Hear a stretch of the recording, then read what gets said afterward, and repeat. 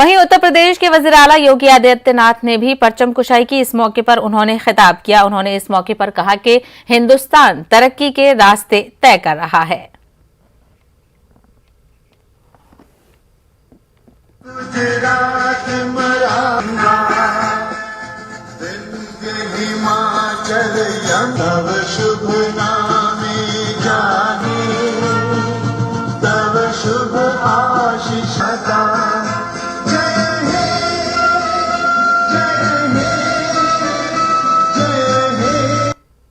समाज और राष्ट्र की मुख्य धारा के साथ जोड़ने के साथ साथ उन्हें उनका अधिकार प्राप्त हो।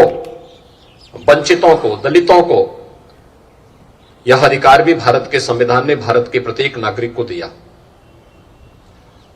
और आज यही कारण है कि तमाम सम विषम परिस्थितियों के बावजूद भारत का संविधान भारत के प्रत्येक नागरिक को न केवल सम्मान के साथ आगे बढ़ने के लिए सदैव प्रेरित करता रहा है, बल्कि दुनिया का सबसे जीवंत लोकतंत्र के रूप में अपनी एक अनवरत यात्रा को आगे बढ़ा रहा है।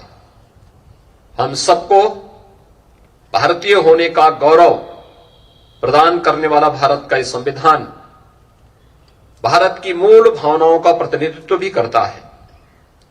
आज जब यह देश अपना 73वां गणतंत्र दिवस मना रहा है, हम सबको भारत की उपलब्धि पर गौरव की अनुभूति करनी चाहिए।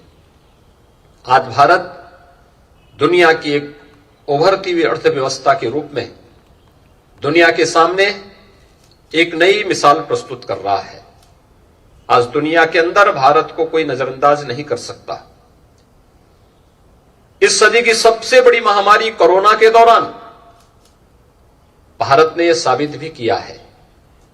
प्रधानमंत्री मोदी जी के नेतृत्व में बेहतरीन कोरोना प्रबंधन, जिसमें जीवन और जीविका को बचाने की पूरी गारंटी रही हो, भारत का यह कोरोना प्रबंधन दुनिया के लिए आज भी एक नजीर बना हुआ है।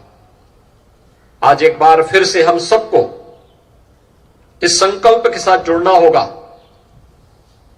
कि हम अपने भारत के संविधान की मूल भावनाओं का सम्मान करते हुए जीवन में जब भी अगर हम अधिकार की बात करते हैं तो उससे पहले अगर अपने कर्तव्यों के बारे में भी प्रत्येक नागरिक विचार करते हुए ईमानदारी से अपने कर्तव्यों का निर्वहन करने लग जाए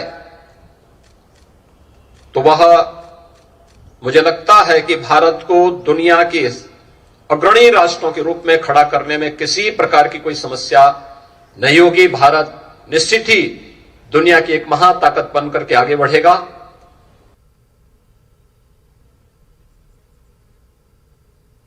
वहीं वजीर अक़लियती उमूर मुख्तार अब्बास नकवी ने अपनी रिहाइशगाह पर तिरंगा लहराया। उन्होंने इस मौके पर अहले वतन को यौम जमहूरिया की मुबारकबाद पेश की। तो आप तस्वीरों में देख रहे हैं, मरकजी वजीर अक़लियती उमूर मुख्तार अब्बास नकवी ने अपनी रिहाइशगाह पर कौमी परचम लहराया और उन्होंने इस मौके पर अहले वतन को यौम जमहूरिया की मुबारकबाद पेश की है। उनके साथ साथ मुख्तलिफ लोग भी मुबारकबाद पेश कर रहे हैं। आप तस्वीरों में देख सकते हैं, मरकजी वजीर मुख्तार अब्बास नकवी ने अपनी रिहाइशगाह पर कौमी परचम लहराया।